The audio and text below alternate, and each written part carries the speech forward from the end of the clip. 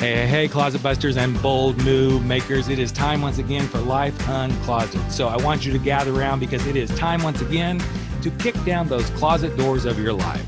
We're here to escape our BS, explore our fears, and elevate our self-expression. I'm your host, Rick Clemens. I'm the bold move expert and that coming out guy who's going to take you to the party, the pulpit, the wake, and back to the party of living your life uncloseted.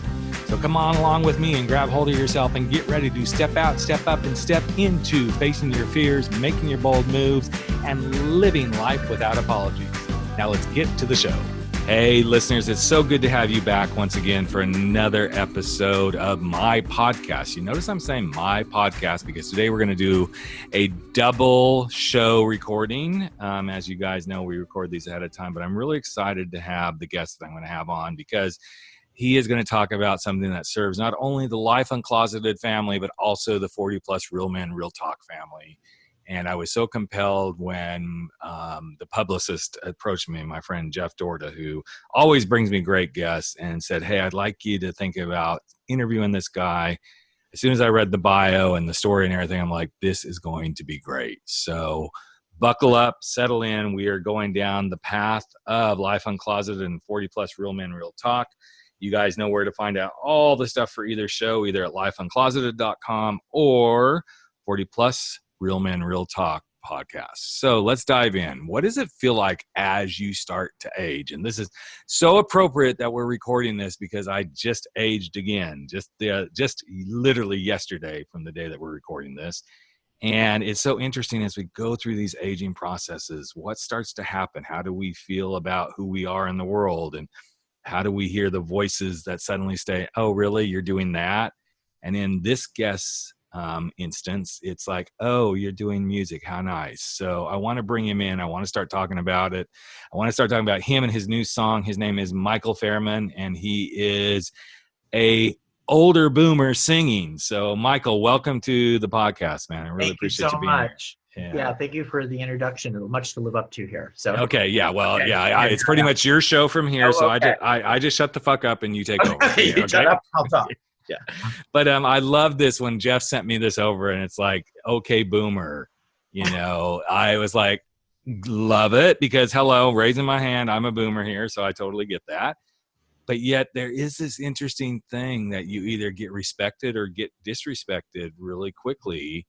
Not only as guys over 40, but then you add to that whole world, and then you bring in the LGBTQ space, and it's like, okay, we're not just dog meat anymore. You know, we still have, you know, we have bodies, we have smiles, we have sex, all this other stuff. So, but let's talk about why this came about for you, why the song, because I think it's a really valuable story. So, I mean, well, it all came about, I mean, I started my career in my 20s, you know, even earlier on as a teenager, I was putting out music, and I had records out in Chicago, and I was a singer and songwriter, and I was doing music, and it was really what I intended on doing with my life. And I pursued that into my early 30s.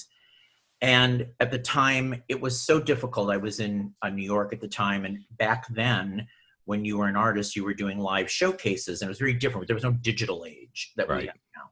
So you'd have to get the A&R reps out to the shows, and you mount the show, and you spend a lot of money, and then the guys wouldn't show up, and you'd be like, what did I just do this for? Right. So it was just, it became very frustrating. And I said, you know what? I started to get work behind the scenes in television producing and other stuff, and I had gone back to Los Angeles for the second time. And I started building my other career up, which was in daytime soap operas and being a journalist and a TV producer and all these things, and which I've enjoyed doing very much. But it never, I always felt that I was suppressing what I really is in my soul, which was music and singing and expressing myself through music. And George Michael passed away so a few years back. Mm-hmm. And I was at this Christmas party, and I didn't know that he had died. And I remember being just devastated because I thought he was just one of the most beautiful singers and songwriters. And at that point, I was like, it was such a awakening for me. Like, what am I doing? Why am I not at this point in my life? I don't want to have any regrets in my later years that I did not pursue what I envisioned or hoped for my life. And that was part of the turning point of starting to write again, starting to put out music on Apple Music and Spotify, and starting to write and go back in the studio. And Other Side is actually my fourth single that's come out in the last few years. And that particular song, I really wanted to write something that spoke to all of the struggles that, I mean, and this can be related to whoever. I think when you write a song, a great song can be taken many different ways and interpreted by people. Mm-hmm.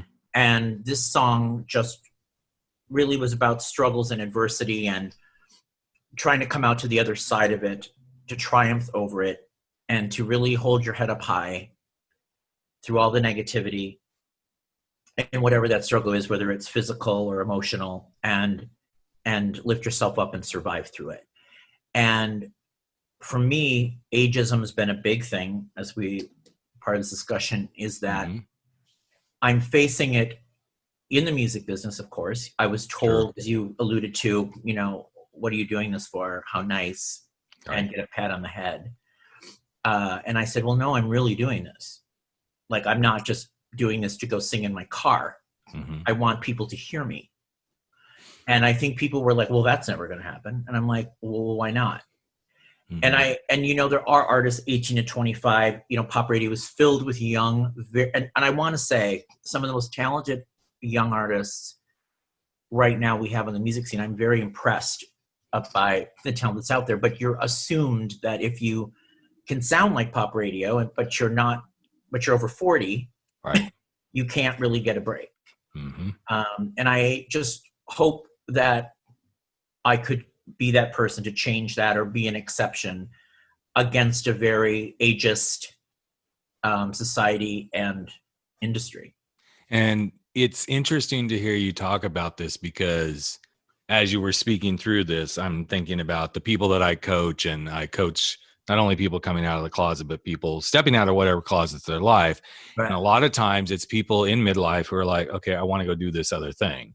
But, and there's always the but that shows up, I think I'm too old. And I'm like, shut the fuck up. You are not too old. You can go do what you want to do. And I happen to coach speakers and helping them build their speaking business is another part of my business. And I have a couple of clients in that arena who are definitely into their mid to late 60s. I actually think that one of them is probably even older than that. And he's like, yeah, I'm going to go do this. And I'm just like, you go, boy. Of course, I'm sitting there going, I don't want to be doing shit when I'm at that age. I want to just be like enjoying life. But that's part of his enjoyment in life too. And I think people wrap this wrapper around us. I mean, I just literally just turned 57, and people start wrapping wrappers around you like, oh, that's nice. And they say that's nice in so many ways. And it is kind of an underhanded like slight to how old you are, Absolutely. Absolutely. I was talking to a young guy the other day about coaching, and I said, well, let's wrap this up. You go think about it. And I said, I need to go swim some laps. Oh, you swim laps? I'm like, don't even go there, bitch. Because if you say that's nice, I'm going to be like, you know what? I don't think we need to work together. He goes, I love swimming laps, and I'm always looking for a swimming partner. I'm like, well, you live in New Jersey. I live in California, so that ain't happening. But, it puts me on my defenses too. It's like, you know what? I don't want to be that person, but I'm too, and I even hate to say I'm to that age now where I'm like, I'm not going to stand for this. And I know for me, and this is why I was so drawn to you, Michael, was the best part of my life didn't start happening until I was in my 40s. I mean, there's lots of good that happened, but I feel like, man, I just finally I stepped into it, and part of it was because I came out of the closet when I was 36. So I think that was part of it for me. But even this podcast and all this stuff came alive in my 40s. And it just started to thrive. Yeah. And I think there's something to be said. I truly believe this for life experience. I know people are like, but I mean, for myself, I can tell you for sure that I am a better songwriter today than I was in my 20s, because my life experience is so much deeper, and I've experienced and gone through, that I can use that. And even I think as a singer, when we take material and we emote that through our voice or whatever, I just feel like my age is a plus in that respect, not a minus. And I agree with you. Like, I felt the last several years were the most productive years I've had in my life. Now that's decades of life, and so I really feel there's such a perception of being discounted, when you're over 40, 50, whatever that is. And, and gay people aren't great to each other either, I have to say. I mean, I can't, I have to say, in the community, I mean, and I'm here in Los Angeles, in West Hollywood, and, I can walk down the street now where maybe people used to look at me, but they're like, oh, there's the gray hair. You kind of get a sense of, you're not part of it or whatever, because they want young.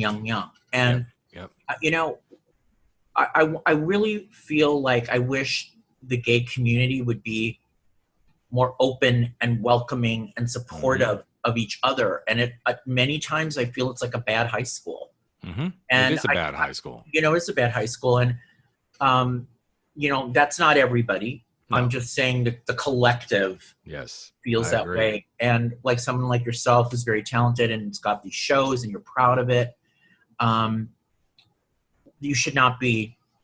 What is your age? I guess the point is, what does your age have to do with it if you're right? Exactly. No. Yeah. In the words of Tina Turner, what's love got to do with it? I always think, what's age got to do with it? You know, and it is very powerful. And I realized, okay, so this show's now technically been around for five years, I think. I want to say 2016, maybe 14, somewhere in that range is when it was first this internet radio show. And it was with this show, my book, and my blogging that I'm like, I've got my voice. I literally have my voice. And it was also that moment that I said, and I don't give a fuck what anybody thinks. If they don't like my voice, they don't like what I'm saying, I don't really care. And I don't, because I get to own who I am. And I often find, and I love our community, so, and this is where I always get myself in some hot water, but I really don't give a fuck. So if you don't love who you are, then that's when you tend to throw everything at everybody else and you dismiss somebody else. And I know just from, the headshots and stuff that I've been sent to you, it's like, okay, this guy's a really well put together guy. He's nicely built. He's got a good look to him. And I just know, I can only imagine what it's like for you to walk down the streets in West Hollywood, because I'm sure there's like, oh, there's just another old queen, and I've seen those looks when I walk down. I'm a big daddy bear, and I'm like, you know what? Screw you. One day, I want to just say, one day you are going to be here too. Well, that's the thing. And I think there's this feeling when you're young and gay and you're beautiful and you've got everything, that you're indestructible. And that isn't really how life goes. It may go, listen, there are people that a lot of shit happens to, and there are people that nothing happens to as much. Right. I've never been one of those people that nothing has happened to. But even in the general world, so step out of the LGBTQ space. I was having a conversation with a buddy of mine who has a pub up here in San Luis Obispo, and we were having this similar conversation. He's early 40s, and he's like, and he's a big muscle guy too. Yeah. Big. I mean, he's big. I mean, Matt is just, and he's like, I've noticed even in my early 40s how suddenly I'm just not taken as seriously. Yeah. And he's good looking. I'm sure. He's like, and he's a singer too. It's interesting because he's a local singer here and he does very well. But he goes, there's pieces that I'm just not taking seriously. And he goes, I don't get this ageism stuff at all at 40. I'm like, yes, but there's somebody in their 30s who's actually saying the same thing because the 20-year-olds aren't getting them. I said, it's an interesting piece that we all have to. And I watch myself sometimes. I'm like, okay, I'll be a bitch sometimes too. Like, girl, you just need to like use a new photo, and I do that under my breath sometimes. And I'm like, Rick, you get annoyed when people do that to you. Mm-hmm. You just did it to them. I think there's a weird conditioning that is kind of society, that's happened to us all. One of the things, for my thing is, I know that when I sing and when I put out my songs, if you don't see me, let's say you did not see me, right? You cannot tell how old I am. My voice is not, you would not know whether I'm 20, 30, 40. You don't know. Right. I mean, I have a very young voice anyways. And when I sing, no one can tell. So it's really kind of, and interestingly enough, when I was putting together music videos, people would say to me, well, you're not going to be in them, right? I'm like, what do you mean? They're like, well, you're going to like put some graphics up and kind of do a thing. I'm like, well, why would I do that? Right. Well, because, you're older. And I go, well, that really feels gross. So whenever I see a video, whenever I see an artist put up a video and they're not in it, I immediately think, what's wrong with them? Mm-hmm. So that's why I'm like, what are they fat? Are they have horns in their head? Like, why are they not in the video? Like, what is it that they're not in the video that's so shameful? And so I was like, this is so interesting. I put myself in them, you know? But this is so interesting because I totally agree with you. But then on the flip side, and I went through this when I released Frankly, My Dear, I'm Gay. Yeah. When I released that book, and the book has an image of like a person, like a man, half of his face on it. And it's very artistic. And people are like, oh, is that you? And I'm like, no. Well, why didn't you put yourself on the front of the book? I'm like, well, I don't want the book to be like Rick.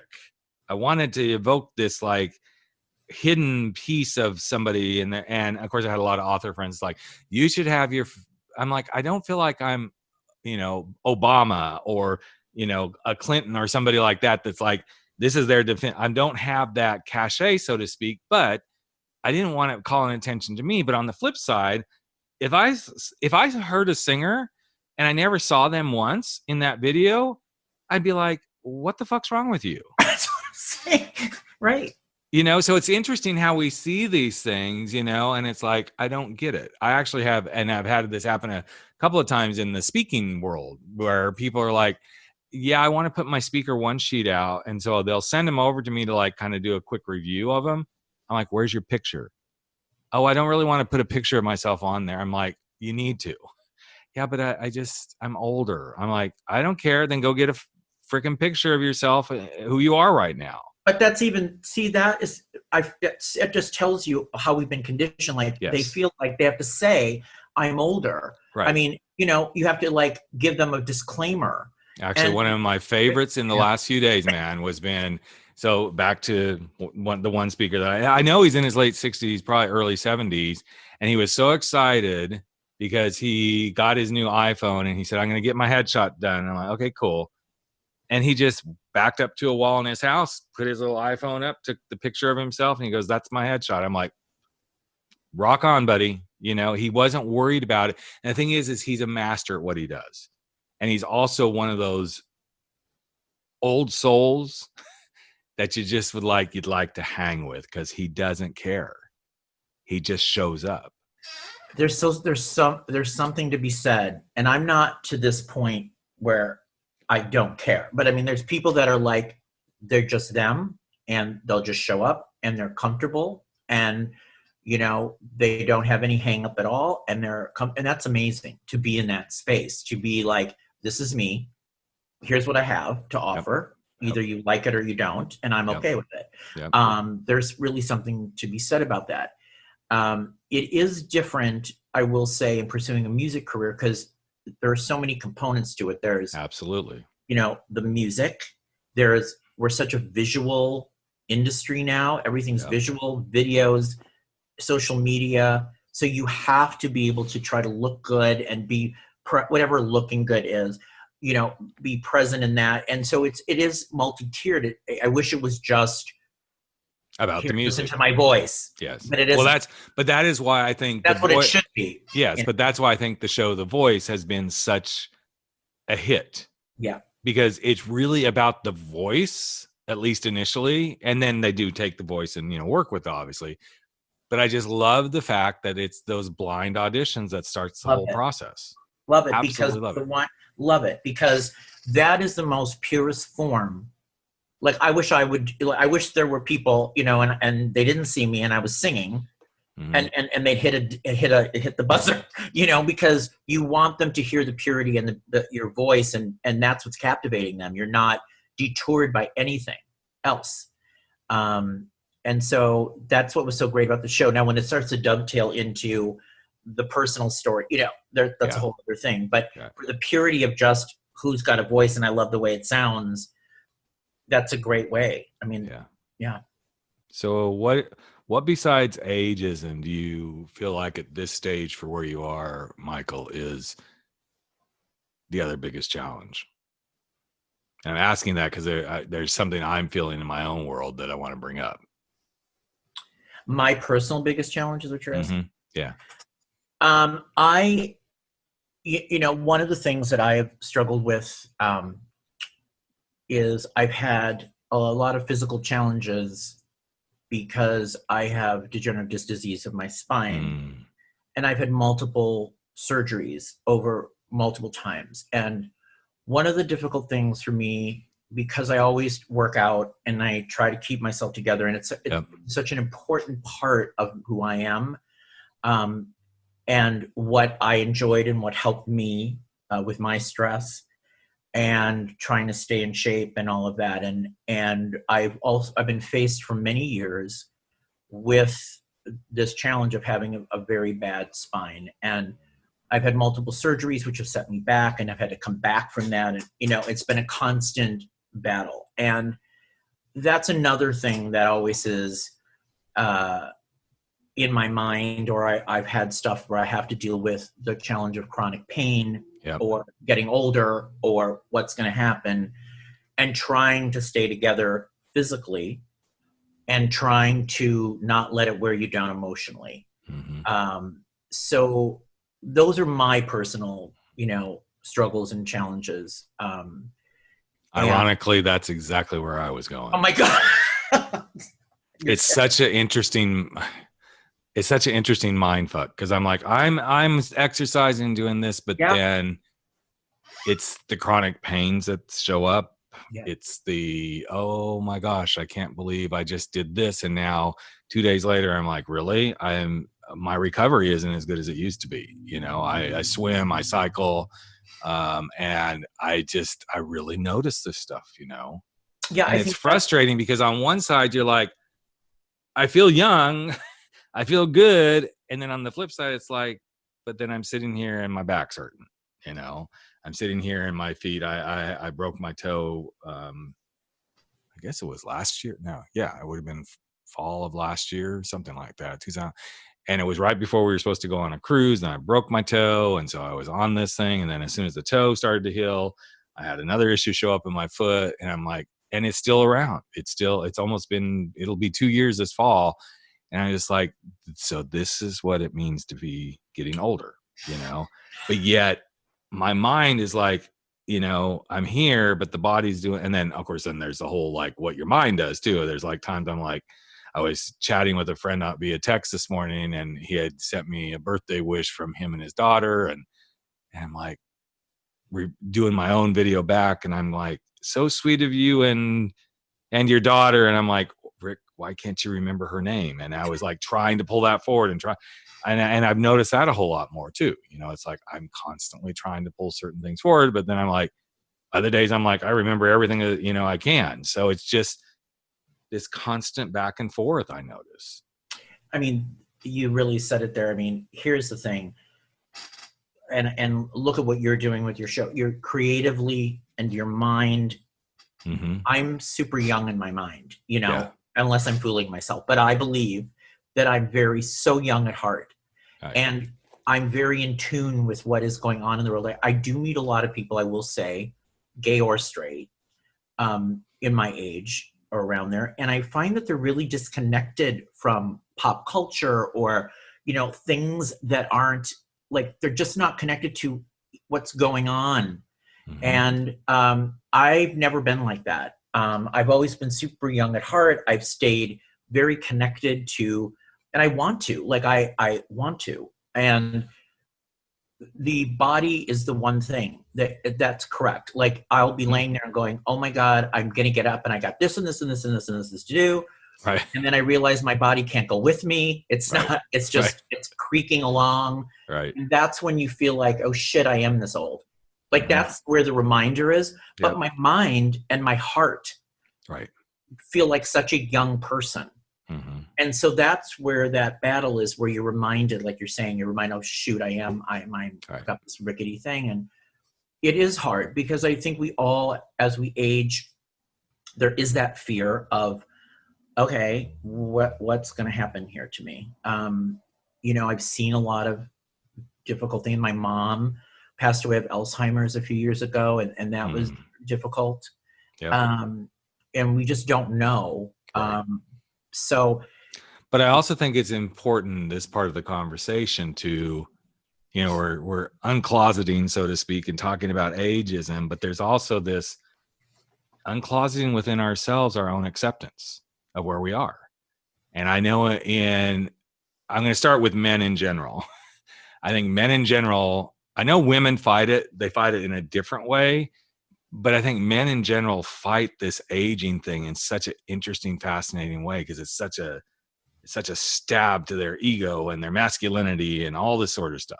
Then you take us gay men and it's like, it just went on steroids. It's like, okay, I'm happily married and, you know, got a great husband, but there's still, you want to feel like you're sexy and all this sort of stuff. And suddenly you layer all that on top of it as a gay man.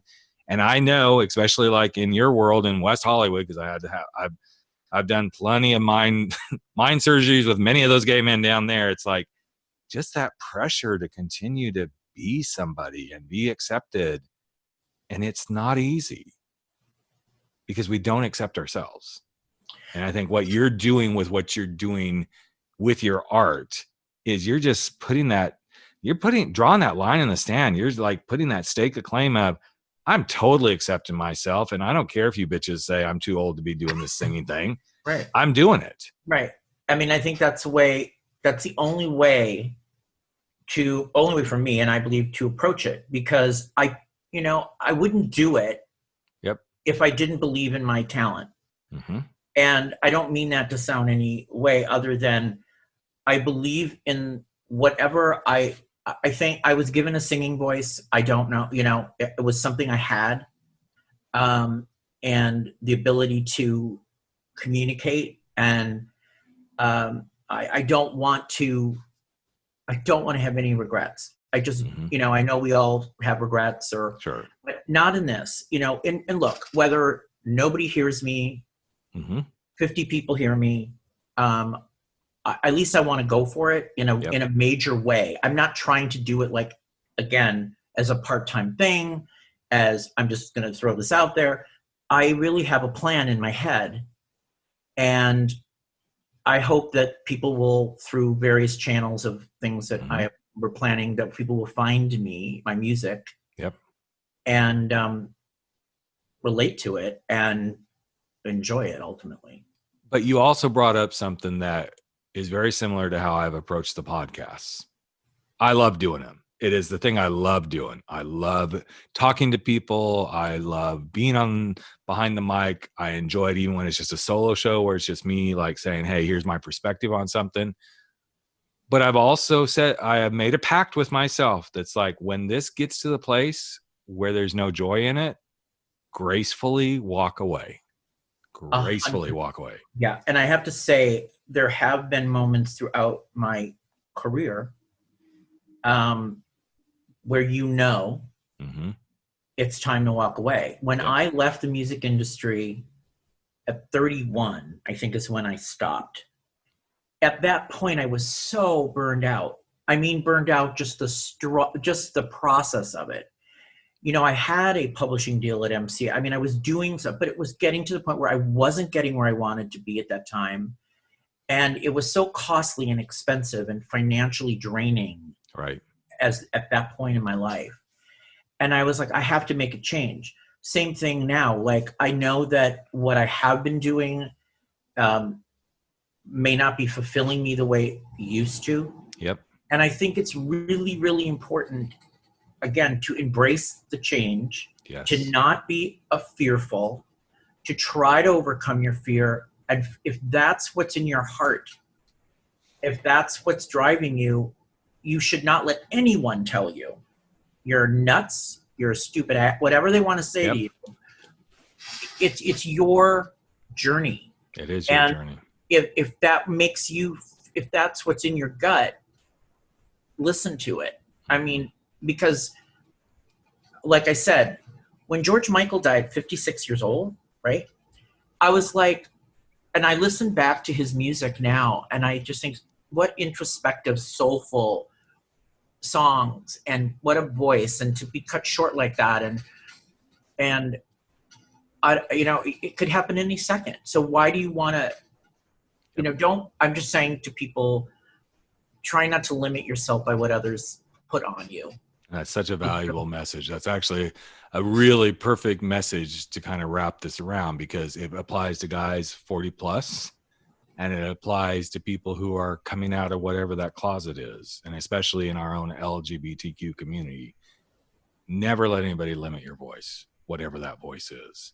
And I know it's been a constant challenge through my work to help people realize at the core of almost every transformation and every change, at least from my perspective, it's that voice telling you can't.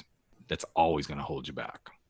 And that voice may be somebody else's, it may be your own, but it's the buying into that voice that will hold you back. It will keep you from coming out of the closet. It will keep you from leaving that job. It will keep you from going, I don't give a shit. I'm going to record this song the other side and I'm going to put it out there.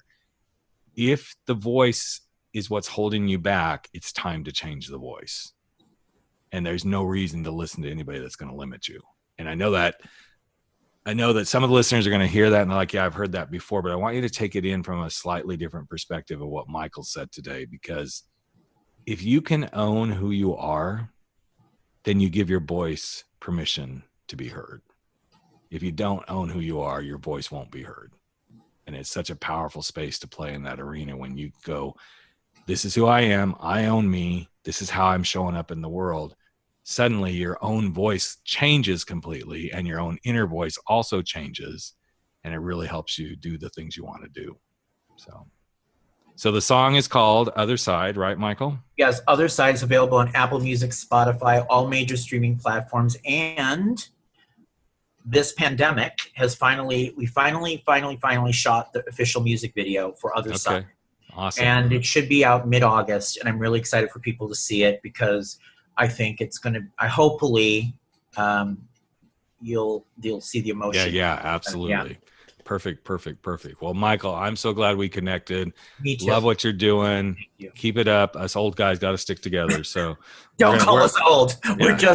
We're just finely tuned, and we're like fine wine. We are aged to. And perfection. I don't mean wine, WHINE. I mean no, exactly, exactly. So, totally appreciate you, man. I appreciate this opportunity. Everybody, please go out, enjoy your life.